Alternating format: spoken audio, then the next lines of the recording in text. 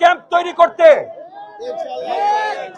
আমরা চাই আগামীতে যেন এটা ক্যাম্প না, সুন্দর বাসস্থান হয়, আপনাদের পরিবারের জায়গা হয়, সেই হিসেবে তৈরি করতে।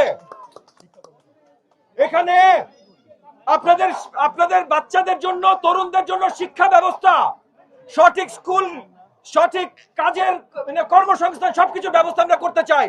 আমাদের পরিকল্পনা এখানে আমরা আপনাদের পরিবারগুলোর জন্য ক্রমাগত পর্যায়ক্রমে একটার পর একটা সেক্টর ধরে, ব্লক ধরে আমরা ফ্ল্যাট বানাবো।